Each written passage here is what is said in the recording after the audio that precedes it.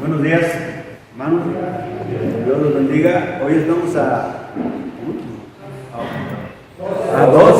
2 de abril de 2023 en la congregación de Mitras. Vamos a continuar viendo este tema que estamos viendo sobre las doctrinas apóstatas. Vamos a ver a continuación el tema 1, que es el apóstol Pedro no tiene sucesores. Vamos a ver lo que es el fundamento, la casa espiritual y lo que es reino. Vamos a hacer un análisis de lo que es si es lo mismo reino de Dios, reino de Cristo, reino de los cielos o iglesia de Cristo. Y vamos a ver si realmente Pedro fue el primer papa. Y vamos a analizar lo que son las llaves del reino. No sé si entiendan eso, las llaves del reino. ¿Qué significan las llaves del reino? También en este tema grande vamos a ver la explicación de Juan 20:23. Vamos a hacer un análisis del contexto y de lo que significa Juan 20:23, que es fíjense bien, es el texto en que se basa la doctrina católica para decir que Pedro es sucesor, que el Papa es sucesor de Pedro y que ellos tienen derecho para gobernar y cambiar leyes. Por eso el Papa es lo que se basa en eso. Vamos a ver lo que quiere decir atar y desatar. Dice bien, otra vez, vamos a hacer el análisis de lo que quiere decir atar y desatar. ¿Cuántos mandamientos tiene el Nuevo Testamento? Son 1050. Y vamos a analizar también si realmente Pedro tiene sucesores. Y lo que es reino de Dios, reino de los cielos, lo vamos a analizar. Entonces, eso es lo que va a consistir, pero vamos a enfocarnos mucho en lo que es el apóstol Pedro. Este es el índice, pero no lo vamos a leer.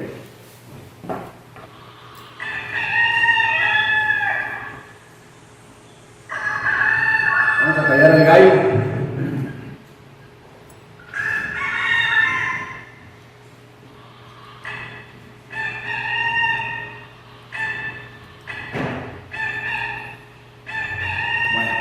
Esa es la semblanza del apóstol Pedro.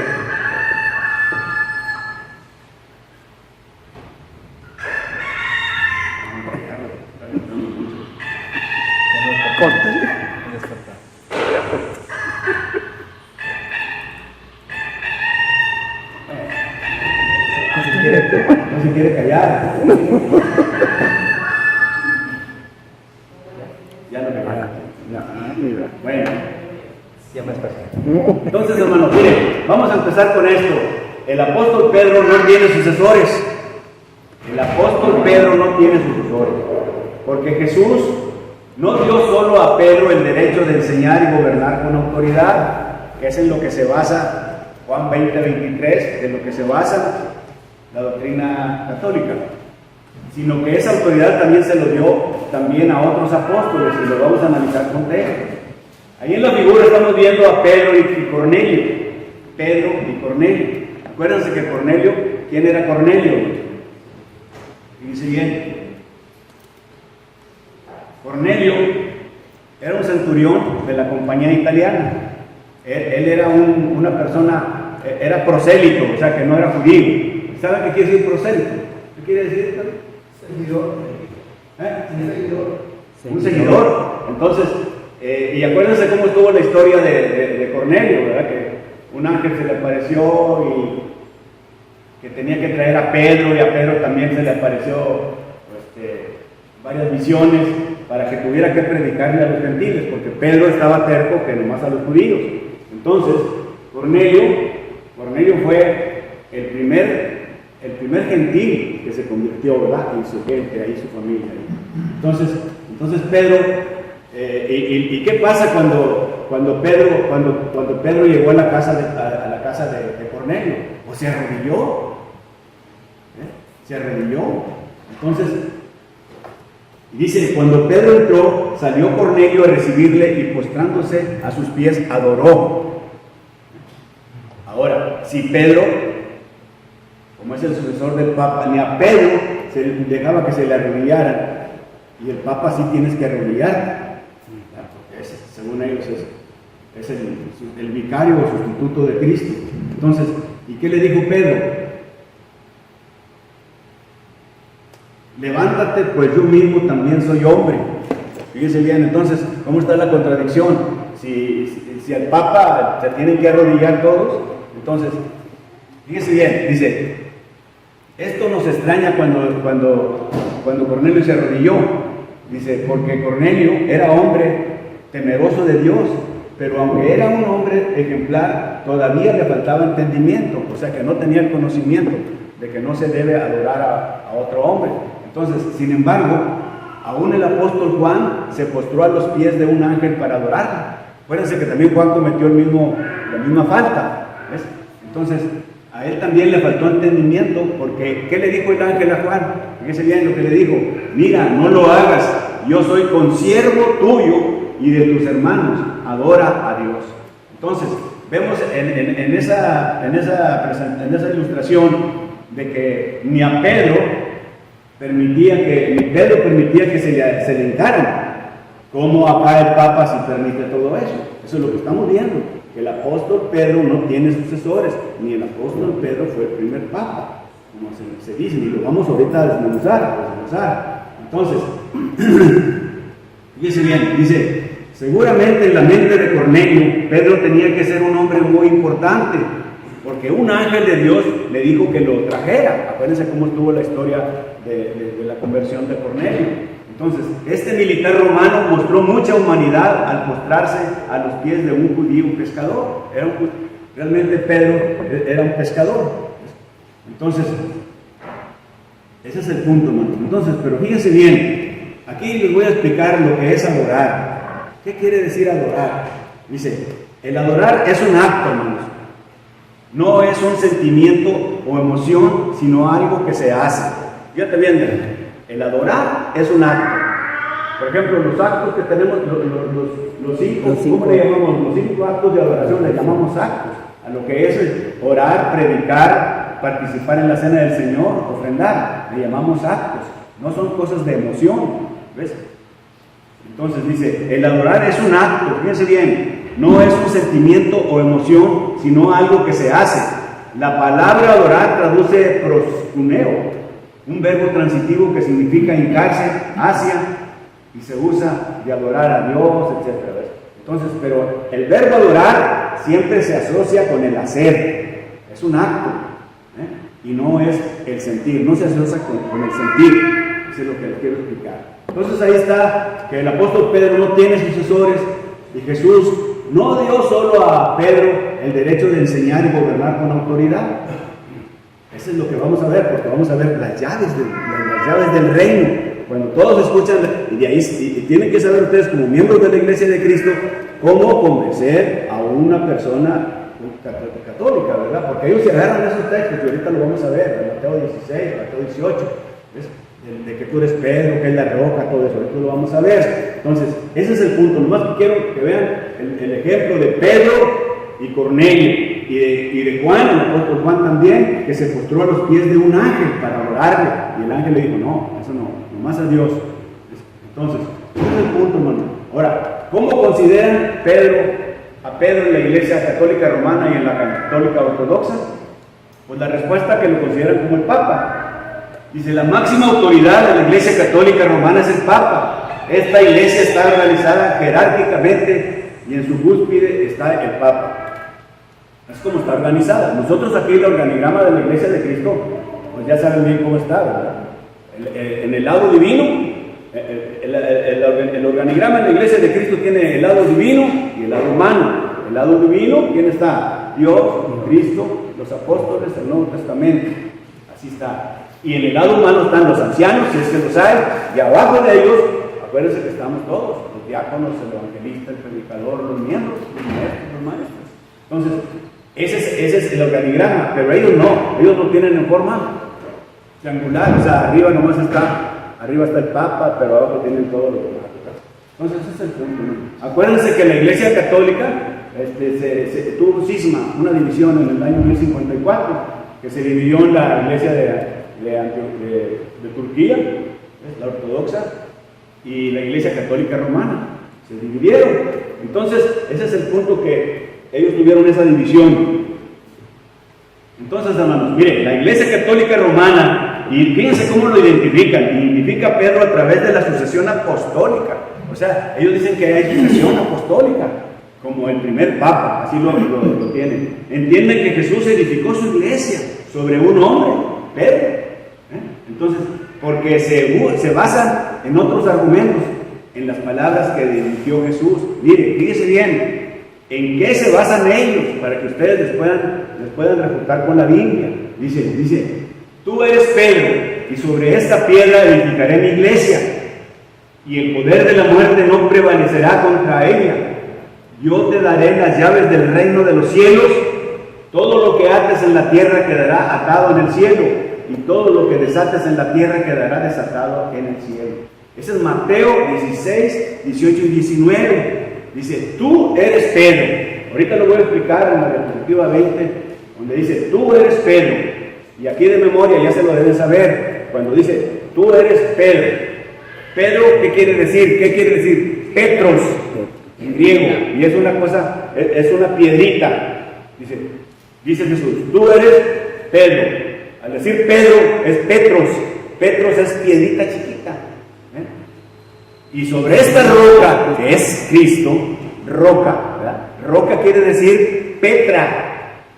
Petra otra vez. Roca es Petra y quiere decir un acantilado grande, donde se puede fundamentar la iglesia de Cristo. Dice, tú eres una piedra chiquita, pero sobre esta piedrota o este acantilado que soy yo, edificaré mi iglesia. ¿Sí le entendieron? Alberto, ¿lo entendido, verdad? Más para que se les quede de memoria, y con eso ustedes pueden refutar. Porque tienen que analizar el griego, porque si lo leen en español, pues así se va, y por eso agárrate así. Tenemos que ver de dónde se proviene todo eso. Y luego dice, yo te daré las llaves del reino de los cielos.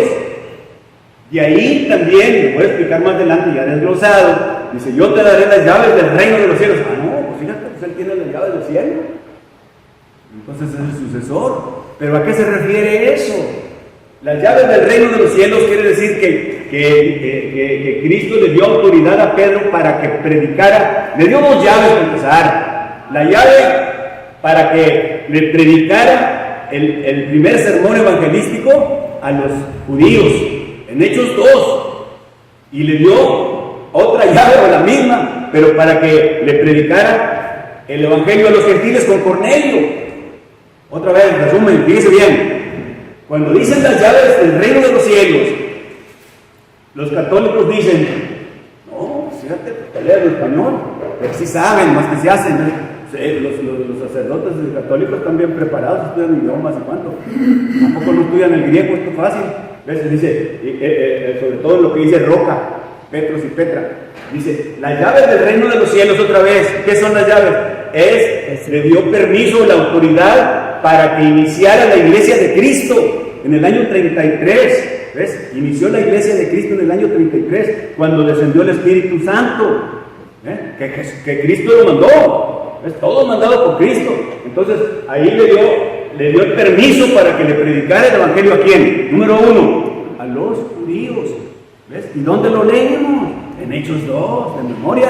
¿Ves? Y luego, y le dio otra llave, como 4 o 5 años después, para que fuera a la casa de Cornelio, que eran gentiles. ¿Ves? Cornelio era gentil, era prosélito. Entonces, eso quiere decir la llave del reino de los cielos, para que entiendan, hermano.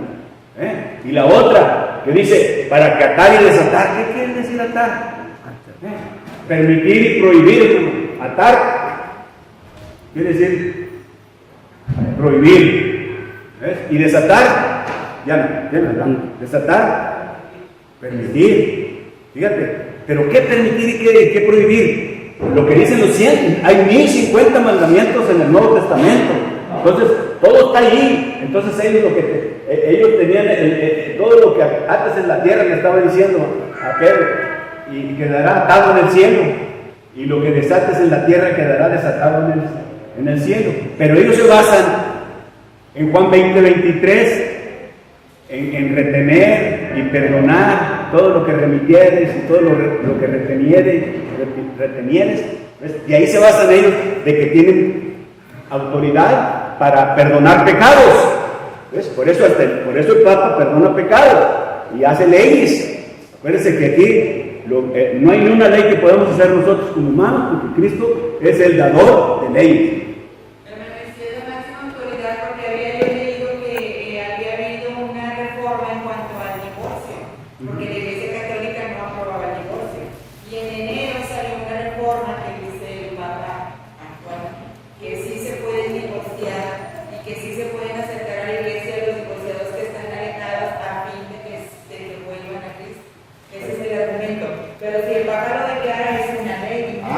Ya les digo, la Iglesia Católica se basa en tres cosas. La Iglesia Católica se basa, primero que nada, en una Biblia pues apócrifa, porque el hermano Jaime Telles sabe que tiene libros apócrifos, y aparte la Biblia la modifican como los testigos de Jehová y los mormones a su manera. O sea, le alteran, ¿ves?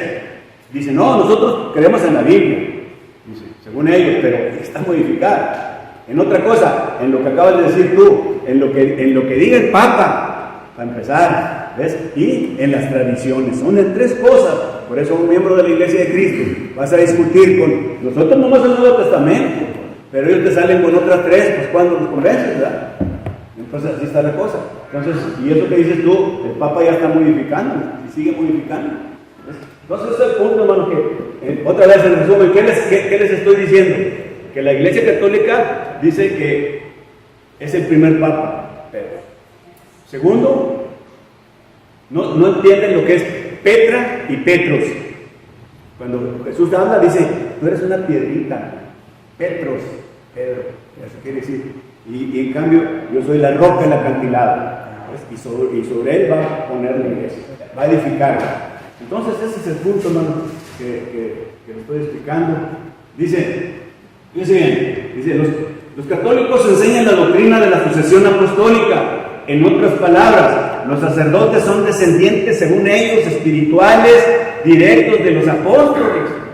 Dicen que son descendientes directos de los apóstoles, poseedores de algunos de los poderes peculiares que tenían los apóstoles, y que ellos son los únicos poseedores de estos poderes. Eso es lo que piensan ellos. De lo que estamos hablando entonces es de un grupo de hombres, sucesores de los apóstoles, separados y apartados del resto del pueblo, que tienen ciertos poderes espirituales especiales.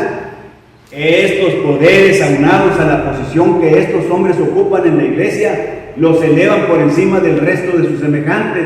Es una visión resumida de lo que es el sacerdocio. Acuérdense, ya les dije, los sacerdotes, ellos se llaman sacerdotes como una parte independiente de los laicos o de los demás. Y nosotros aquí todos somos sacerdotes, ¿verdad? Todos somos sacerdotes y todos somos santos. Nomás para que les quede bien claro, nosotros somos santos en lo que quiere decir, no que no, nosotros tenemos errores. No. Santos quiere decir separados. Separados, fíjate bien, David, tú empezaste esto, separados. Y santo, católico, quiere decir por su comportamiento, que fue muy bueno, que hizo obras, pero la Biblia dice, no por obras para que nadie se gloríe. Diferencia entre santo católico, un santo, y un santo de la iglesia de Cristo. Nosotros somos separados del mundo, somos escogidos, por eso la iglesia de Cristo son los llamados. Somos santos en el sentido de que somos separados, y ellos son santos en el sentido de que hicieron obras muy buenas, ayudaron, se portaron bien, tuvieron una vida contemplativa, ¿ves? Y aparte son santos muertos, porque los santos somos santos vivos. Ya se lo expliqué el domingo pasado. Entonces, ese es el punto, hermano. Entonces, continuamos. Mire,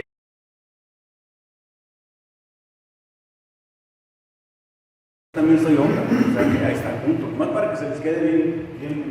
Fíjate, es lo que dice el hermano. Dice, tenga en cuenta que el pasaje de 1 de 5:1-4 dice, muestra a Pedro como un pastor común. ¿Ves? Un pastor común, como estos eran en todas las iglesias del primer siglo. Pastor en el sentido eclesiástico, ¿verdad? Entonces, Pedro se describe a sí mismo como un compañero de los demás pastores, como está diciendo el hermano Antonio, ancianos u obispos, y está en un nivel de igualdad con los otros compañeros ancianos de otras congregaciones. Entonces, el príncipe de los pastores, ¿quién es? Jesús, no Pedro. Entonces, ese es el punto. El término señorío debe entenderse con comprenderse, y no teniendo señorío. Superioridad por los demás. No hay superioridad. No hay. Mire, es lo que está diciendo ahorita el hermano, dice, Pablo dijo lo mismo, por eso lo decía yo. Pablo afirmó que él era igual a los otros apóstoles en todos los sentidos. Ahí está el apóstol Pablo, dice en 2 Corintios 11:5 dice, y pienso que en nada he sido inferior a aquellos grandes apóstoles. Él se está considerando igual, el apóstol Pablo, fíjense bien. Y lo dice, me he hecho un necio al gloriarme, vosotros me obligasteis a ello, pues yo debía ser alabado por vosotros. Y luego fíjense lo que dice, porque en nada he sido menos que aquellos grandes apóstoles. Se consideraba igual, hermanos. Aunque nada soy, está diciendo el apóstol. Entonces, ¿qué son los apóstoles? Ustedes deben saber, embajadores. ¿Qué es un embajador? Un representante de Cristo. ¿Ves? Dice bien, eso, miembros, apréntanselo. ¿Qué es un predicador? Un proclamador. Los apóstoles, ¿qué son? Embajadores de Cristo. Entonces, dice, así que somos embajadores en nombre de Cristo. En nombre de, fíjense bien. Entonces, ese es el punto, ¿no? Ahora, la otra. Si Pedro tenía autoridad sobre todos los apóstoles, Pablo habría estado detrás de ellos, pero Pablo lo niega, ya lo estamos viendo ahí. Dice, y pienso que nada ha sido inferior a aquellos grandes apóstoles. O sea, lo secundó el apóstol Pablo. Entonces, ese es el punto, que Pablo afirmó que él era igual que los otros apóstoles en todos los sentidos. Entonces, porque la Iglesia Católica lo agarra al apóstol Pedro haciéndolo sucesor de Cristo, ¿ves? Y ellos se creen sucesores del apóstol Pedro. Ese es el punto. Entonces, las pruebas que demuestran que los otros apóstoles tenían todo lo que Pedro tenía. Mira, dice, si Jesús hubiera querido decir que la iglesia sería edificada sobre Pedro, Jesús habría dicho, tú eres Pedro y sobre ti edificaré mi iglesia. Dice, tú eres Pedro, y él dice Jesús, y sobre esta roca, que soy yo, pero Jesús hubiera dicho, tú eres Pedro y sobre ti edificaré mi iglesia. Si Jesús hubiera querido decir que la iglesia sería edificada sobre Pedro. Entonces, por eso la iglesia de Cristo es edificada ¿sobre qué? Sobre el fundamento de los apóstoles y profetas.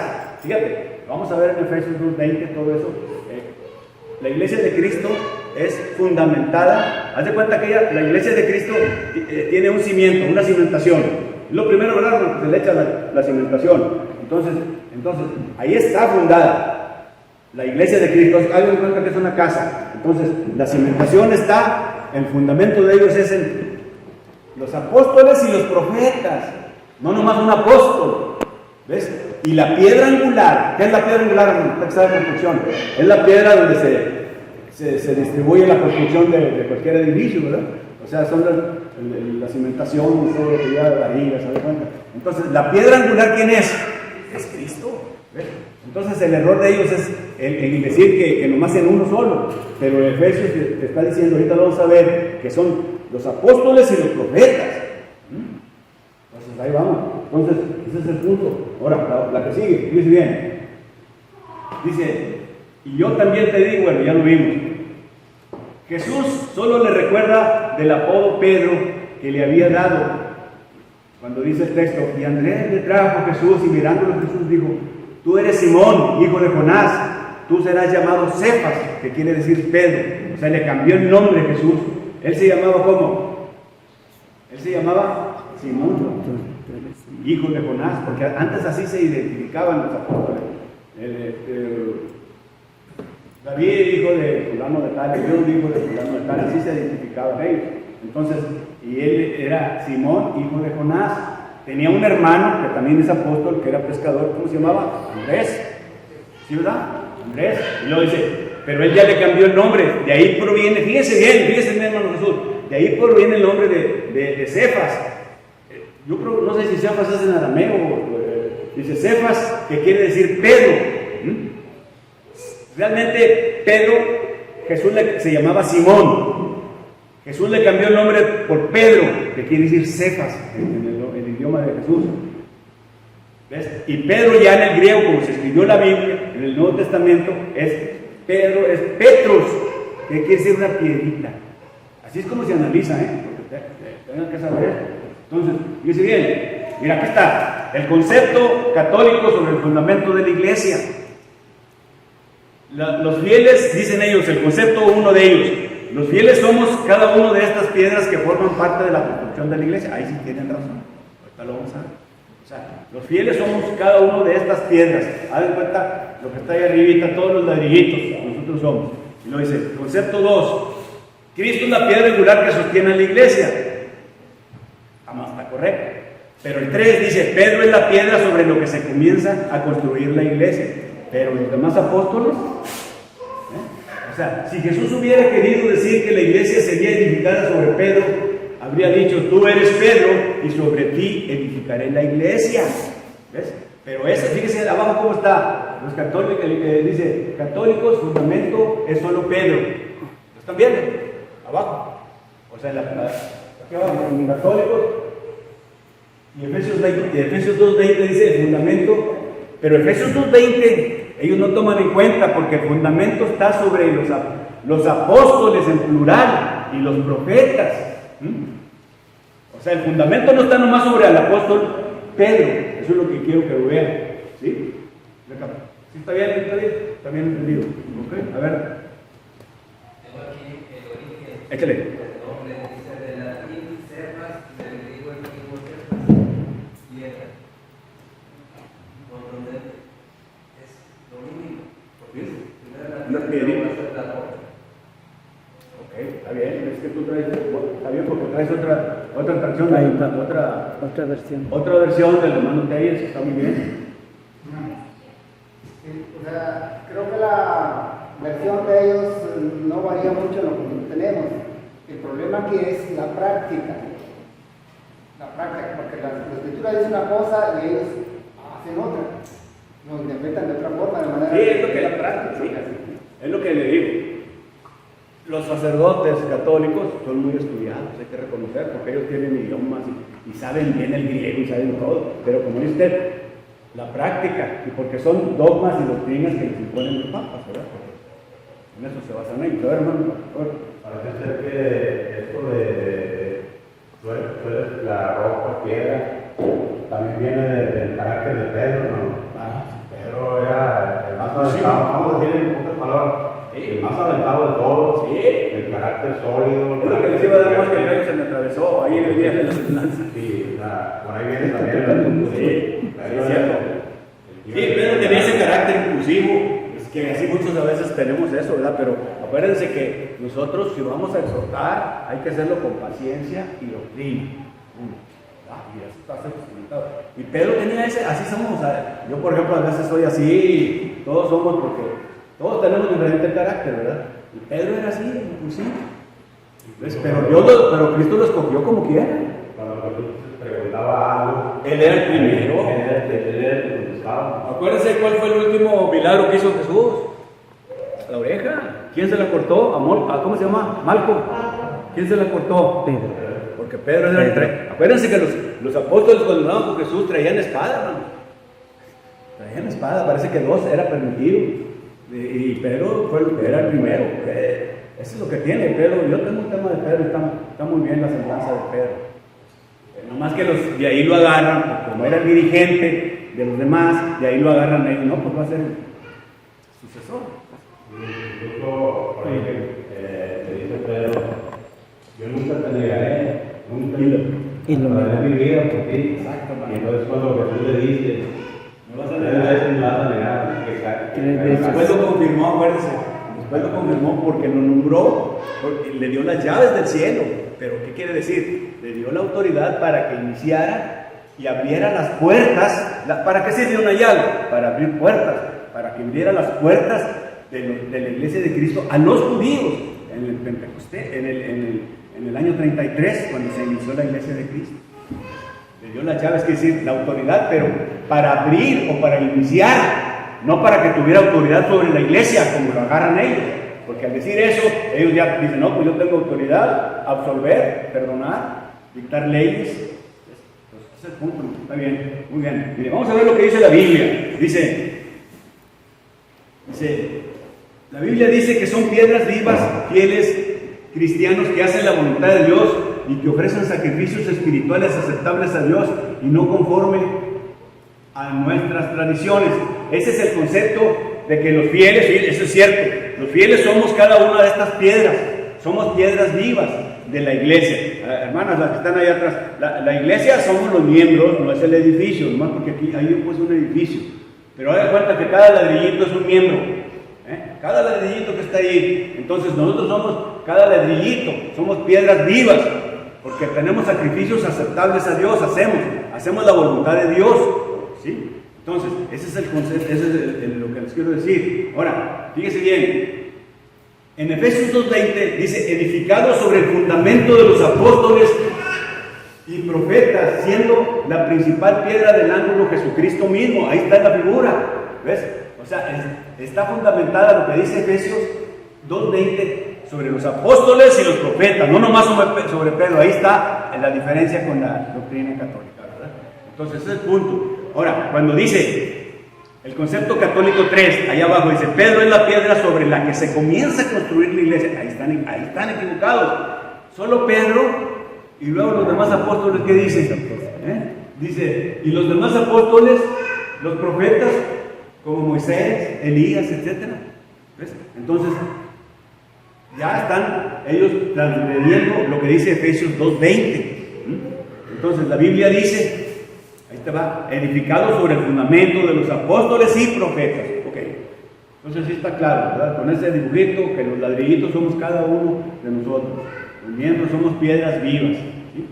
Ok, muy bien. Entonces, miren, aquí es bien importante porque está relacionado con Mateo 18 y 16 por ahí. Ahorita lo vamos a ver.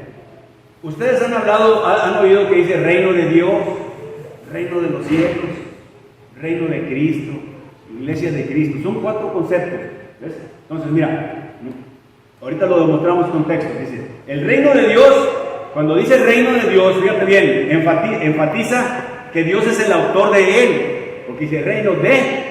¿Qué está enfatizando? ¿Quién es el autor del reino de Dios? ¿Y quién lo posee? ¿Quién es el dueño?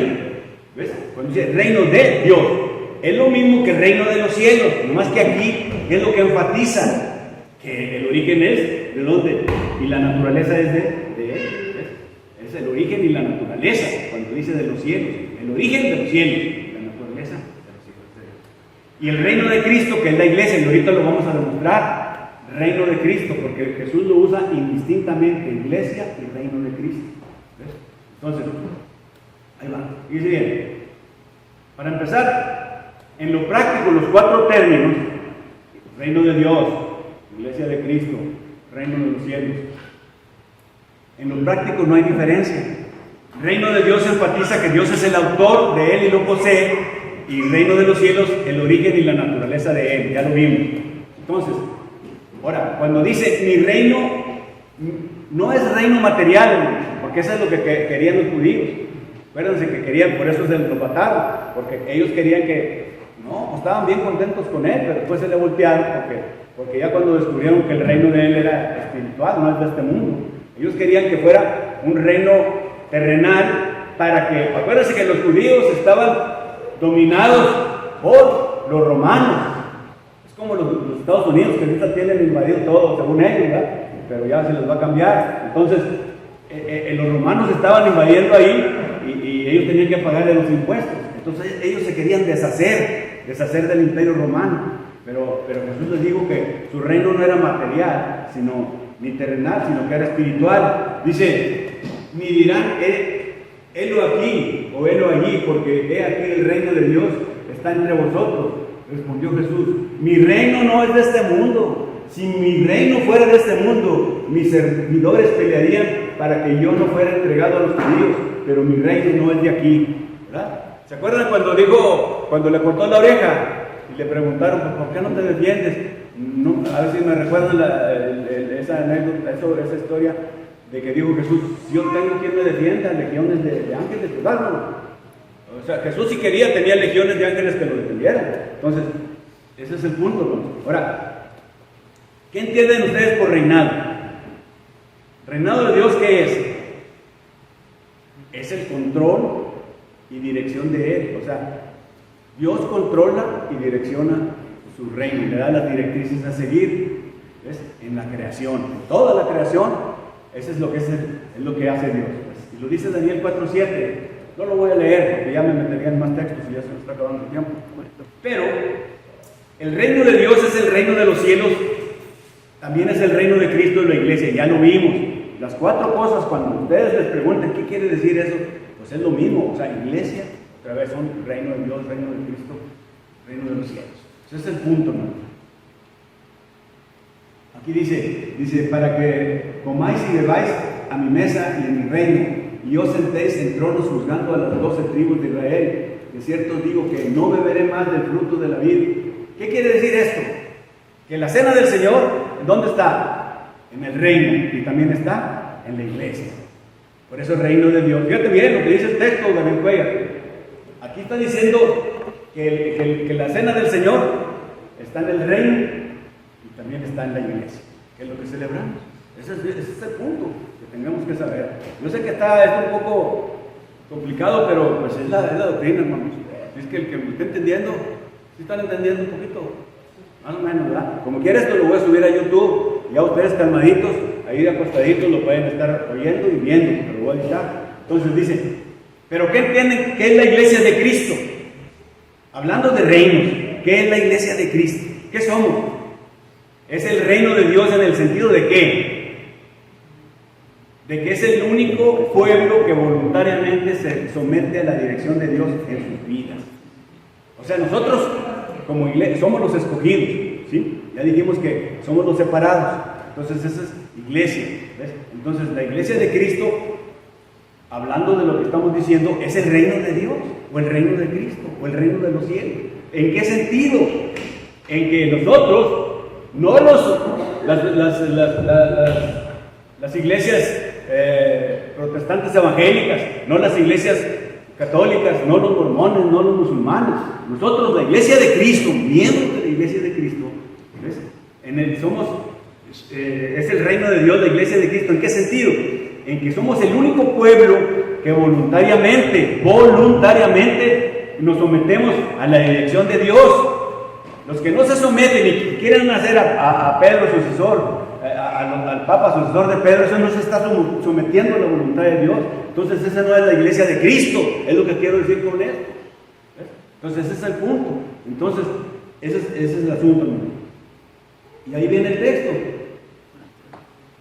que ya lo hemos leído. Ok, acuérdense que Juan el Bautizador y Jesús comenzaron a anunciar la venida del reino. ¿Cuál era el propósito de Juan? ¿Qué era Juan? Era primo Jesús. Juan venía tumbando caña, venía preparando a los judíos, ¿ves? Para que se arrepintieran, ¿ves? Y los bautizaban en el bautismo de Juan. Y les digo que venía atrás de él su primo, pero que él no era digno ni de usar sus zapatos, ¿verdad? Así.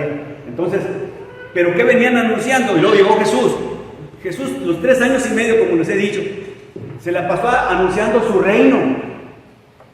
¿Ves? Él todo lo que decía, él ya decía iglesia, ya estaba mencionando iglesia. Por eso vimos el domingo pasado que los 4 evangelios no pertenecen al antiguo, porque entonces tendrías que quitar todo lo que dijo Jesús sobre el reino, sobre la iglesia. No puede ser. Ya les dijimos la razón por qué quieren ellos que los 4 evangelios se pasen al antiguo, ¿verdad? ¿Cuál era, David? Por el adulterio, ¿verdad? Querían hacerlo de Mateo 19:9. Querían seguir quitando a sus mujeres por cualquier razón que no le gustaban. Y por eso quieren ellos mandar los 4 evangelios al antiguo, ¿ves? Pero la realidad es que Jesús cambió el asunto. Dijo lo diferente de Moisés, que dijo que nomás por fornicación la parte inocente se puede casar, ¿verdad? Entonces, y en cambio Moisés no. El hombre, como les dije, si su mujer no te gustaba, no hacía bien las tortillas de harina, no se vestía bien, entonces nomás el hombre le podía dar carta de divorcio. Pero ya se cambió la ley. En la ley que estamos, Fíjese bien. Entonces, ¿y qué venía anunciando Jesús? Pues el reino, que es la iglesia. Entonces, quiten esos evangelios y mándalos para el antiguo, pues entonces ya no va a haber iglesia. Eso ya lo vimos y lo voy a subir para el miércoles, están en YouTube. Entonces, ok, fíjese bien. Mateo 3:2 dice, diciendo arrepentidos porque el reino de los cielos se ha acercado. Ahí está. El reino de los cielos se ha acercado. Desde entonces comenzó Jesús a predicar y a decir arrepentidos porque el reino de los cielos se ha acercado. Es lo que estaba anunciando Jesús, el reino de los cielos. Dice, luego el fin, cuando entregue mi reino de Dios al Padre. O sea que este reino que es la iglesia, que somos nosotros, cuando venga Cristo, segunda venida, Cristo va a entregar el reino que somos la iglesia de Cristo, siempre y cuando hayamos sido fieles al Padre. Y va a haber las bodas del Cordero que te protegen.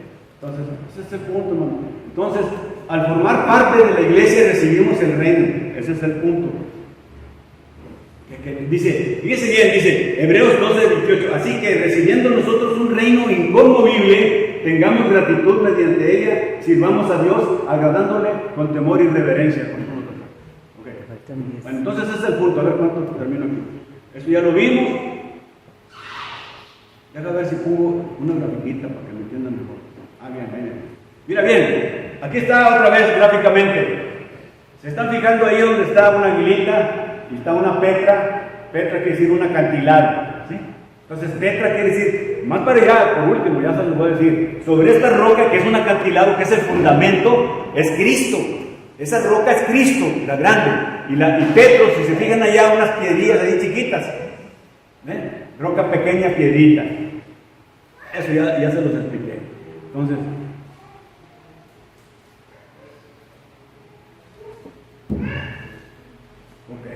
vamos a ver. Mira, aquí ya otra vez, agárrenlo visualmente. Métanlo en la cabeza visualmente. ¿Se fijan? Ahí está la Petra, roca, acantilado. ¿Sí lo están viendo ahí? Sí, ¿verdad? Para que se nos queden las hermanas. Ok. Y Pedro son las piedritas que están ahí. Nomás para que entiendan el significado del texto. Entonces, y también para que sepa, miren, dijimos que Petra, ¿qué quiere decir? Roca o acantilado. Petra es la roca que es Cristo. ¿Y dónde sabemos que la roca es Cristo? Pues en 1 Corintios 10:4 dice, y todos bebieron la misma bebida espiritual, porque bebían de la roca espiritual que les seguía. Cristo es la roca espiritual. ¿Ves? Y luego dice, y la roca era Cristo. ¿Ves? Y la roca era Cristo. Otra vez, ¿se fijan cómo está relacionado? Petra es la roca que es Cristo y lo está diciendo 1 Corintios 10:4. O sea que el apóstol Pablo escribe hablando sobre Cristo desde los tiempos del Antiguo Testamento, porque bebían de la roca espiritual que los seguía y la roca era Cristo. Aquí se está hablando de los israelitas en el desierto. Entonces, ese es el punto que quiero que ¿dónde nos basamos? Y les dicen, bueno, ¿y la roca qué? ¿Por qué Cristo es la roca? Pues ahí está. Por eso tienen que apuntar, varones, para que puedan seguir predicando con textos. 1 Corintios 10:4. Ahí está. Y la roca era Cristo. Y ahí es donde ustedes se van a parar. Entonces, ese es el punto, ¿no? Ya vamos a acabar. Ahí está repetido. Lo mismo que ya les expliqué. A ver. También en 1 Corintios 3 dice, porque nadie puede poner otro fundamento sobre el que está puesto, el cual es Jesucristo. No está permitido. No está permitido. De hecho, en las construcciones se pone nomás un fundamento. O sea, no se puede poner uno y en el segundo piso otro. A veces se hace un estudio de la resistencia del suelo, ¿verdad? Antes de meter una torre o lo que sea, un edificio, tienes que ver cómo está el terreno. Haces el estudio de la resistencia de materiales y luego de ahí empiezas a calcular lo que vas a meterle ahí, etc. Tú sabes eso. Y nomás no vas a andar poniendo en el otro piso, ya ves cómo están ahorita los edificios. Arriba, viene desde abajo. Entonces, eso es lo que dice Diana. Muy bien. Entonces, ese es el punto, hermanos. Y aquí nomás para que se les quede física, visualmente. La iglesia no está sobre Pedro. La iglesia es sobre Jesucristo, que remata lo que tú estás diciendo. Y acuérdense de los dos textos, Efesios 2:19 y Efesios 2:20, siendo la principal piedra del ángulo Jesucristo mismo. Y cuando nosotros somos las demás piedritas, haz de cuenta que nosotros somos los demás ladrillitos, nos lo basamos en 1 de Pedro 2:4, dice, acercándonos a él, piedra viva, desechada. Bueno, aquí se está refiriendo, piedra viva, se está refiriendo a Jesús, ¿verdad? Cristo. Se está refiriendo a Cristo. Piedra viva, fíjate, fue desechada ciertamente por los hombres, mas para Dios escogida y preciosa. O sea que Jesús lo mataron, lo crucificaron, pero dice Pedro que era la piedra viva, que ya la había ajustado. ¿Ya? Ok, bueno hermanos, ya aquí terminamos, nomás un minutito y ya, nomás para ver aquí. Después vamos a ver el domingo, si Dios quiere, vamos a ver cómo está la casa espiritual de Dios, vamos a ver cómo está y así continuaremos. Bueno, pues aquí le paro, Dios les bendiga y le seguimos. Hoy en día